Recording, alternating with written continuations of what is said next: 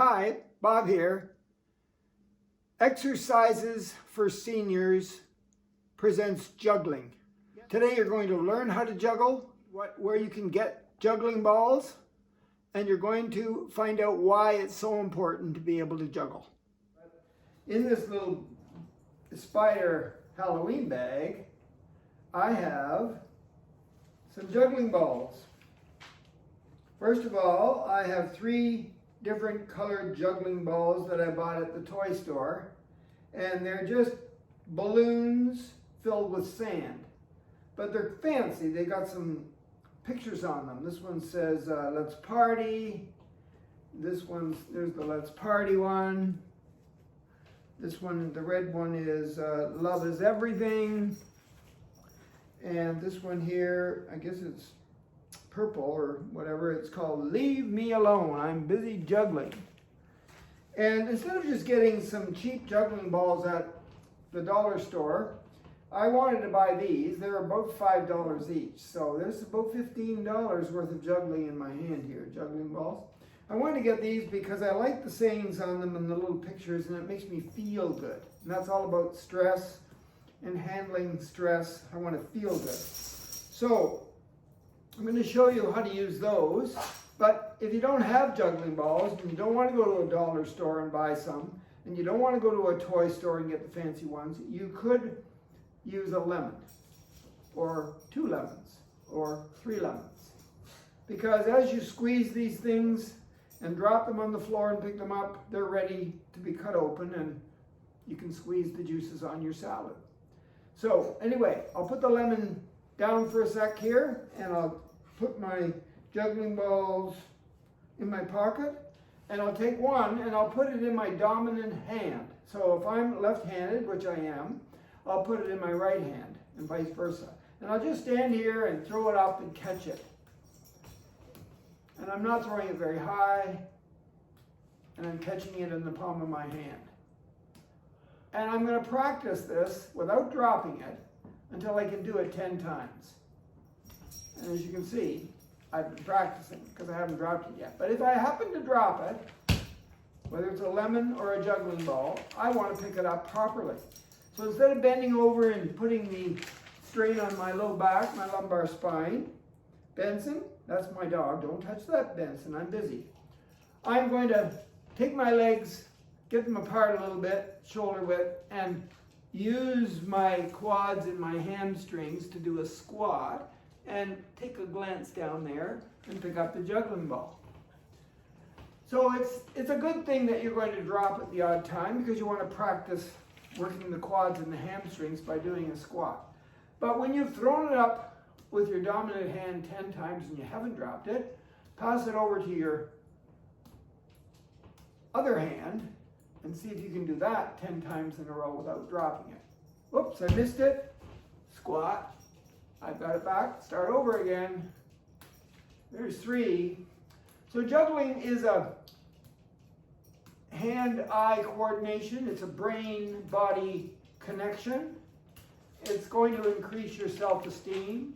It's going to avoid stress because you're focused. When you're focused on something, all that stress leaves you.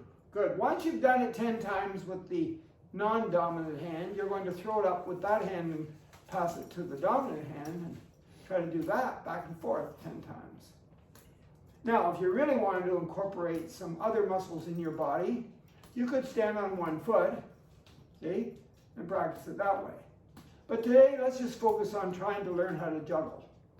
So if I drop it, I have to pick it up with a squat. Otherwise, 10 times, got it. Good. Next step, 2 juggling balls. So I'm going to throw this one up and catch it with this hand. So throw it up and catch it. I've got 2 in that hand. Throw it up and catch it. Still got 1 in each hand. Throw it up, catch it, back, up, back. So one of the juggling balls isn't moving. It's just being held. So I can get used to having 2 in one hand. And notice they're not very big. And they kind of rest for a second in your hand because they've got, sand inside. Good. Let's take the other one and throw it up and catch it.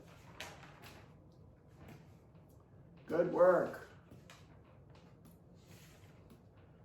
Juggling is also good for turning on the left and the right side of your brain so that you are a smarter person. Of course, we all want to be smarter. Once you've mastered that, it gets a little bit trickier now because you're going to throw up one and catch it, but at the same time you're going to throw up, not at the same time, but very soon after you throw up the first one, you're going to throw up the second one and catch it with the other side. So it's like up, up, catch, catch. Don't throw it too far away from your body. Up, up, catch, catch.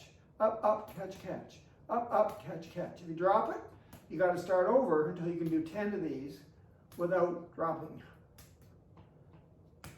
Coordination? You bet. Brain-body connection? You bet.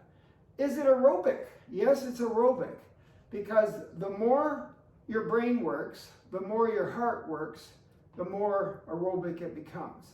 So I started with the right, and then I threw the left, because the right is my dominant hand sometimes. So I'm going to throw it up, throw the left up and catch. This time I'm going to try doing it the same way, except starting on the other side. So up, up, catch, catch.